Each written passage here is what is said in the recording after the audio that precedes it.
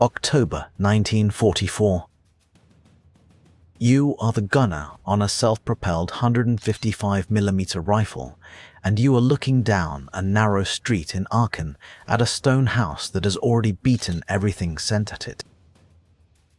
A Sherman put rounds into that wall an hour ago. Tank destroyer stood off and hammered the same corner. The shells burst against the stone and left scorch marks and nothing else. These are not modern walls. They were laid 3 feet thick a century ago in the first German city the Allies had reached. And the machine guns firing out of the cellar windows have not slowed down. So the crew does the thing the manual calls suicide. You do not stay behind the hill and drop shells from a mile back. You roll a 30-ton gun straight into the open, lay the barrel over open sights until the muzzle is pointing at the front door from 100 yards, and you fire a 95-pound shell into the face of the building. The house comes down. Smart. This is the story of how the American answer to Aachen was not a clever plan and not more infantry. It was one specific weapon, the M12 gun motor carriage, a First World War siege gun bolted onto a tank chassis, and the crews called it the Doorknocker. Hold on to one detail while the rest of it unfolds. The German colonel commanding the city eventually surrendered from inside a concrete air raid bunker against a direct order from Hitler to fight to the last man. Part of the reason he quit was what he had watched this gun do to buildings just like the one he was hiding in.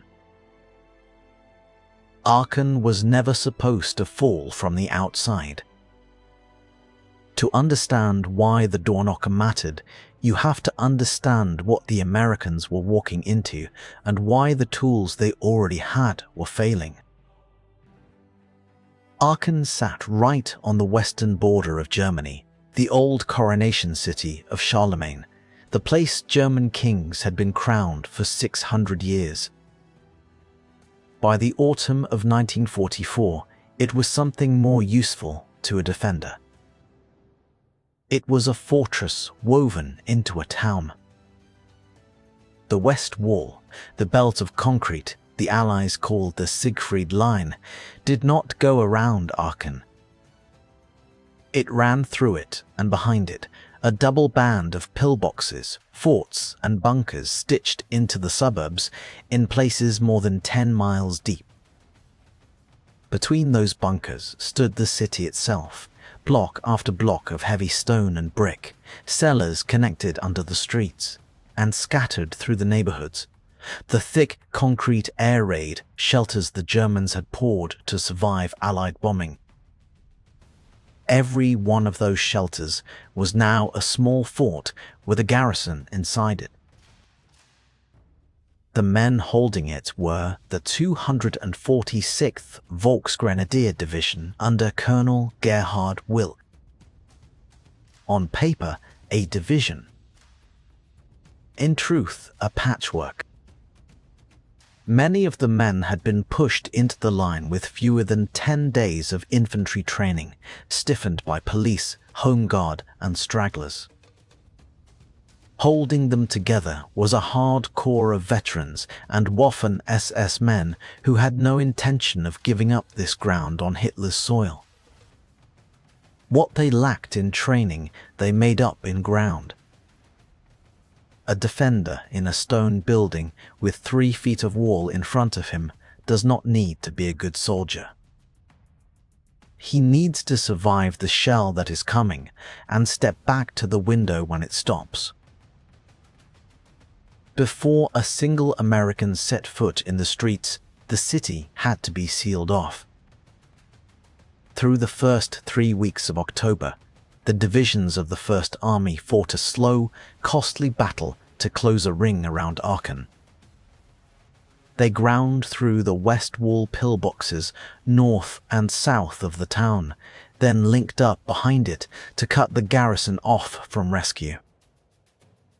That fight ate men, and it ate time, and it is the reason the assault into the city itself went in so thin.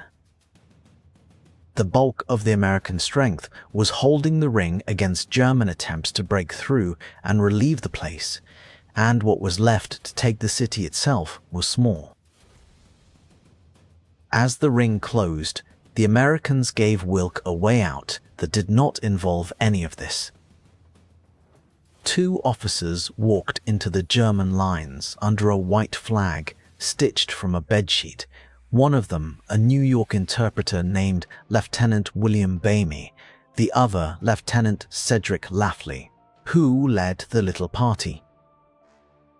They carried a written ultimatum demanding the unconditional surrender of the city, with a deadline and a promise of what would follow if the deadline passed. The garrison let it pass. The Americans answered the refusal the way they had promised, with days of bombing and artillery poured onto the city, and still, when the infantry finally moved in, the strongest walls were standing and the machine guns were firing. Firepower from the air and from a distance had softened Aachen. It had not opened it. That was the problem the Americans could not solve with what they carried up the street. The 1st Infantry Division, the big red one, drew the job of taking the city with a single regiment. That was the 26th Infantry, the Blue Spaders, and only 2 of its 3 battalions were available for the work. 2 battalions to clear a fortified city.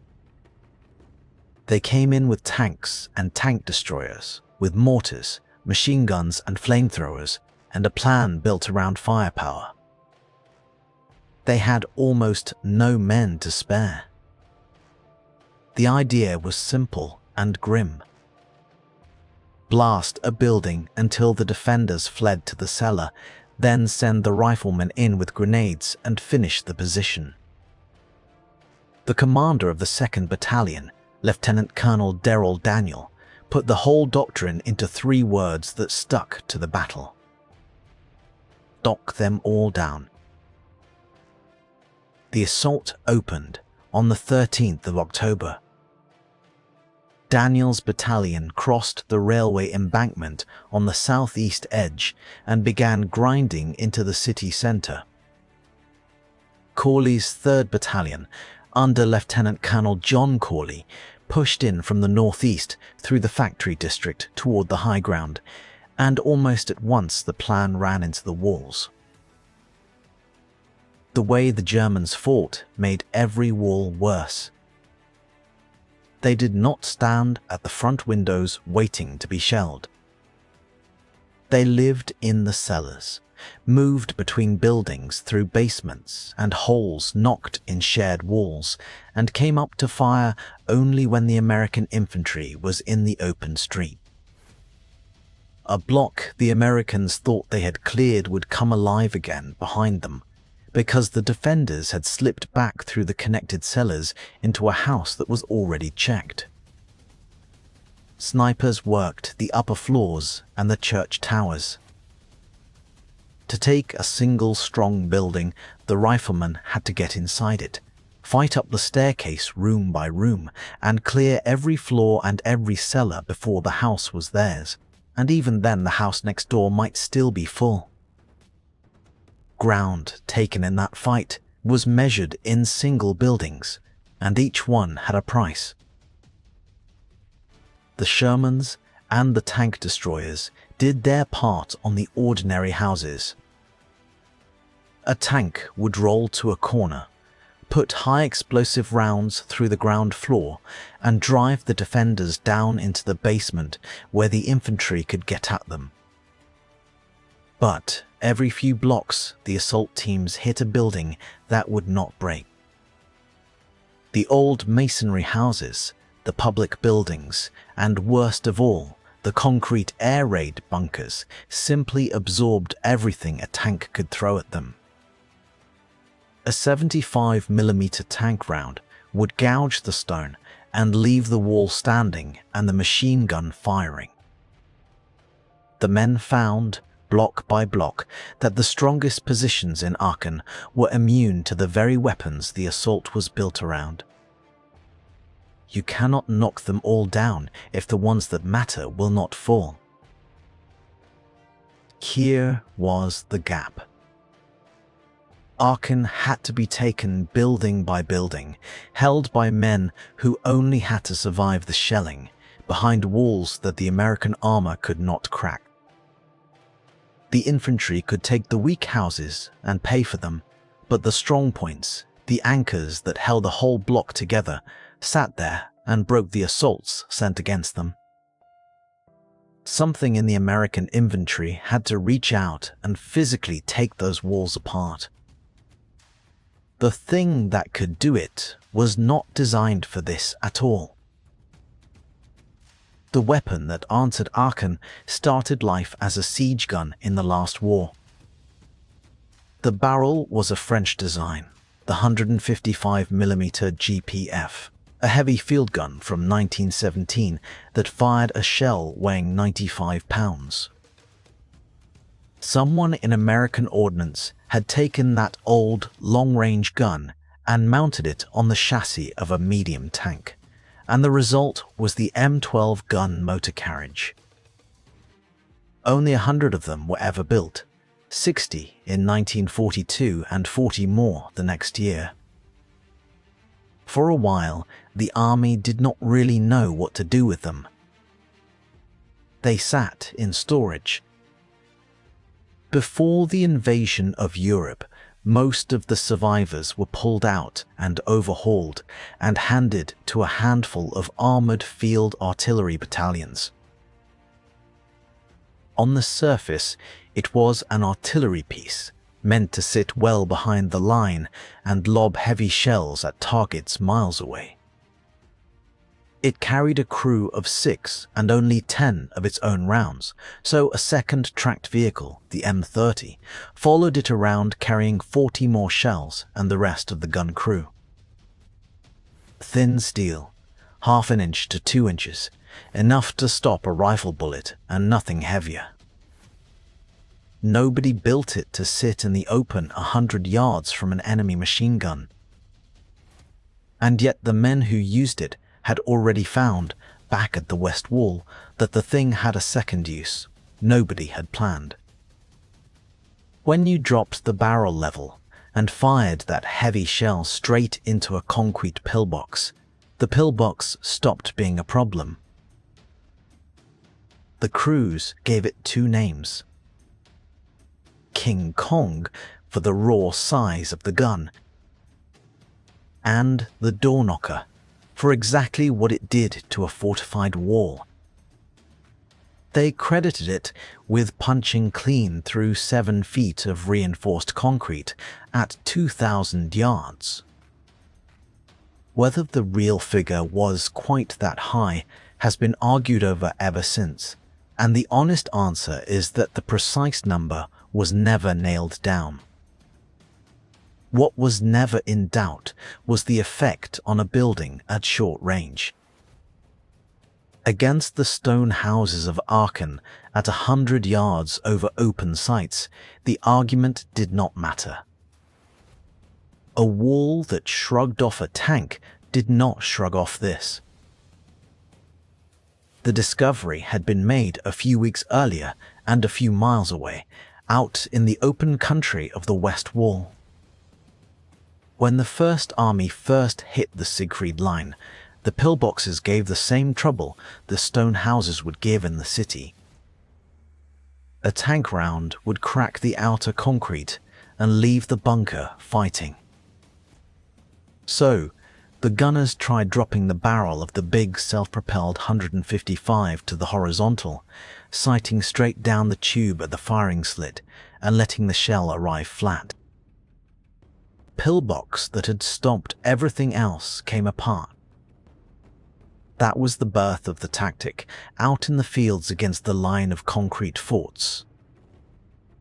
What made Aachen different was more dangerous for the crew. The same trick now had to be pulled off inside a city, in a narrow street, with enemy infantry in the windows on both sides and the range down to a stone's throw. On the 14th of October, Corley's 3rd Battalion put it to the test.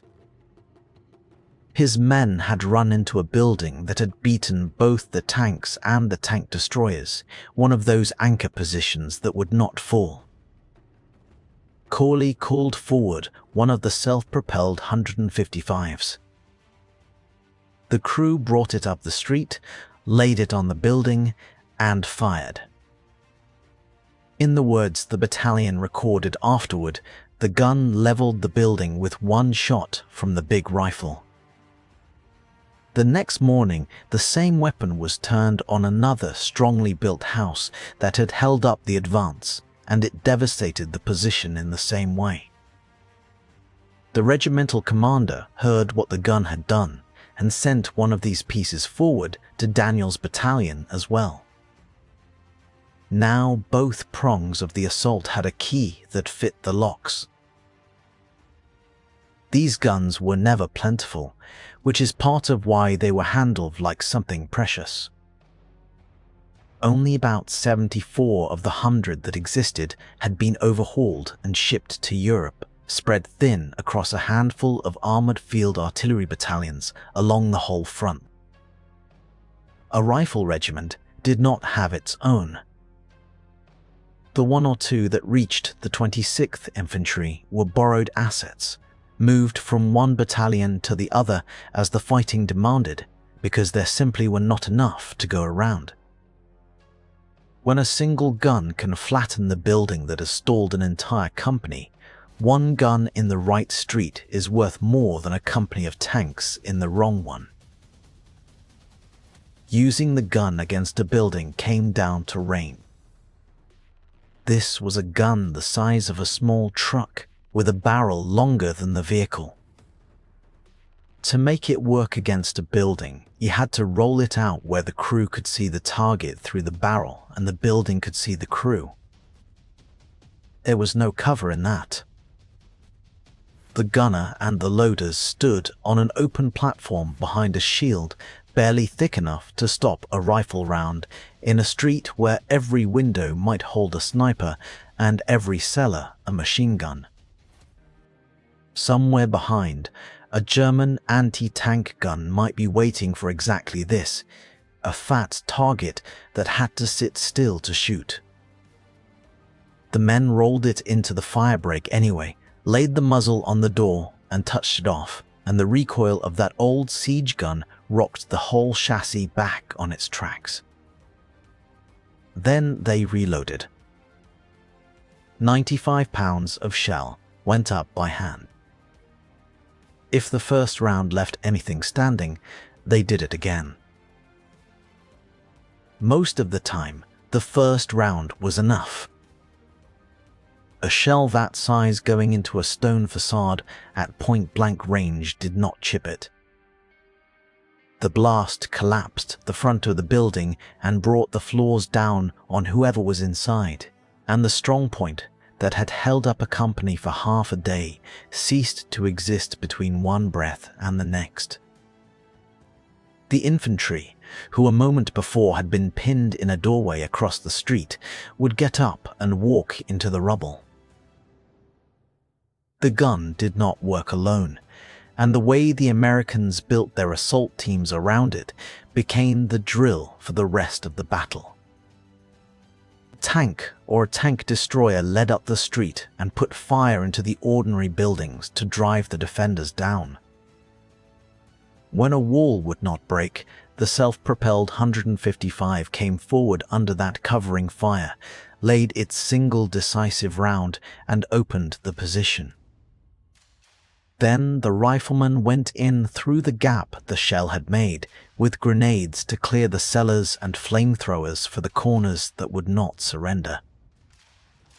Behind them came engineers with satchel charges to bring down anything still standing and to blow through walls so the advance did not have to cross the open street at all. Tank, then the big gun, then the infantry, then the engineers, one block feeding into the next. It was slow, and it was expensive, and it took the city. The hardest fighting of the battle showed exactly how much the gun was worth. On the 15th of October, Corley renewed his push toward Farwick Park, the high ground on the northern edge of the city, where the Hotel Quellenhof stood as the headquarters of the city's defense. His men fought through the garden buildings and the greenhouse under a mortar barrage, but the hotel itself, a heavy modern building, would not give. Corley sent a company supported by one of the 155mm guns to work around the flank of the hotel and blast it open. And at that moment, the Germans threw their heaviest counterattack of the battle at him. It came from the remains of the 404th Regiment, stiffened by an SS battalion. 300 fresh SS men fed into the fight overnight to hold the hotel.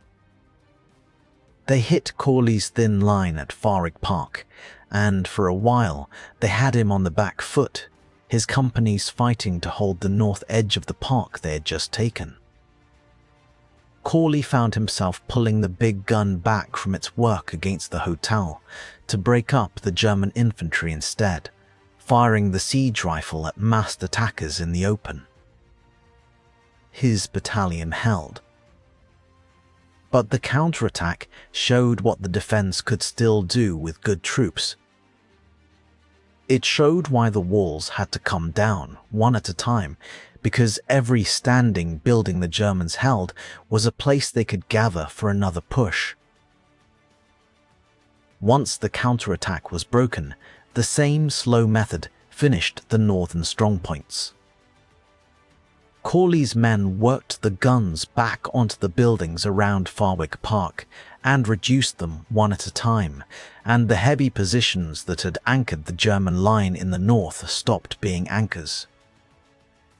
Each collapsed wall took away another place the defenders could hold, and the shrinking pocket left Wilk fewer and fewer buildings solid enough to command from. The high ground that had cost so much to reach was cleared, and the last German position in the city was pushed back into the corner where the big concrete bunkers stood. That was where the fight was heading now, toward the one kind of building that had shrugged off everything except the gun that was rolling toward it. Daniel's battalion, grinding through the center, left a record of what that kind of fighting consumed.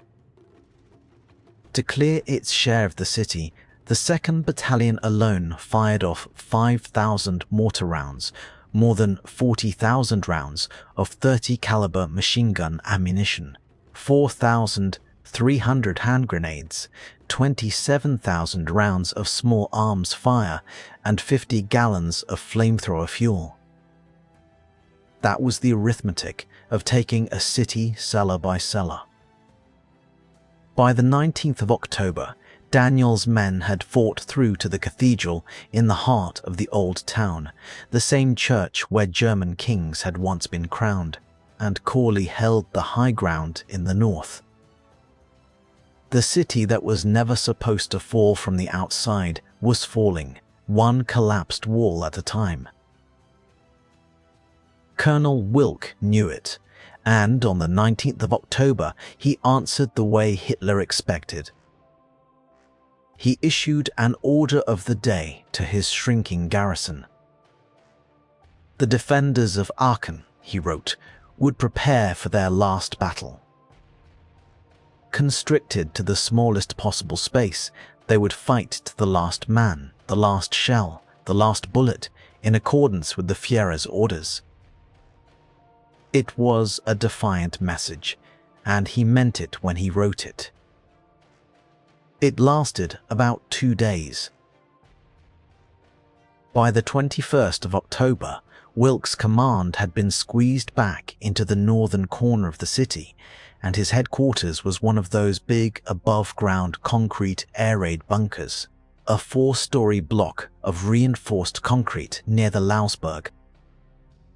The American assault teams were closing on it with the same tools that had taken every other strongpoint in Aachen. Corley's battalion was preparing its final attack, and the self-propelled 155s were coming up with it. Wilk had spent the better part of a week watching what those guns did to buildings exactly like the one he was standing in. He understood in a way the order of the day had refused to admit what a 95-pound shell fired point blank would do to a bunker packed with his last men. He surrendered before the attack went in. To make contact, he sent out 2 captured American soldiers under a white flag with an offer to give up. At 5 minutes past noon on the 21st of October, the surrender was accepted, and Brigadier General George Taylor, the assistant commander of the 1st Division, took the surrender of the first city inside Germany to fall to the Allies. Wilk came out of his bunker in a clean uniform and mirror-shined boots to hand over a garrison that was finished. The man who had ordered his men to fight to the last shell had chosen not to be in the bunker when the Doorknocker arrived. The fall of Aachen carried a weight far past its own rubble. This was the first city inside Germany taken by the Western Allies, the old crowning place of German kings, and Hitler had ordered it held to the last man precisely because losing it said something no propaganda could hide. The border had been crossed and the fortress had not held. Wilk went into captivity for the rest of the war. His garrison, the men who had been told to die at their posts, marched out into the prisoner cages instead, and the 26th Infantry held the ground it had taken cellar by cellar. For the American army, the more useful prize was not the city. It was the method proven inside it. The cost of taking Aachen was heavy on both sides, and it is worth being exact about it. Inside the city, the 2 battalions of the 26th Infantry that did the close fighting lost about 75 men and more than 400 wounded, a brutal price for 2 battalions. Across the wider battle for Aachen and the ground around it, American casualties ran to more than 7,000. The German garrison and the forces defending the city lost over 5,000 men as casualties, and more than 5,000 were taken prisoner across the battle, with 3,473 of them captured inside the city itself when it fell. Aachen was the first German city the Allies took, and it did not come cheap.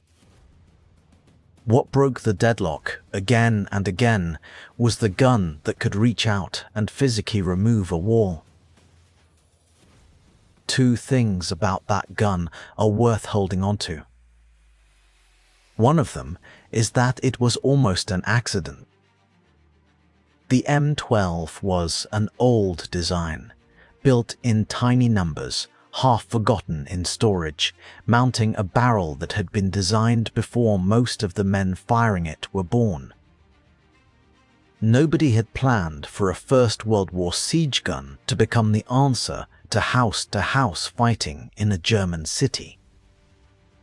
It became that answer because a few crews and a few battalion commanders looked at a wall they could not break and a gun that could, and rolled the gun into the street.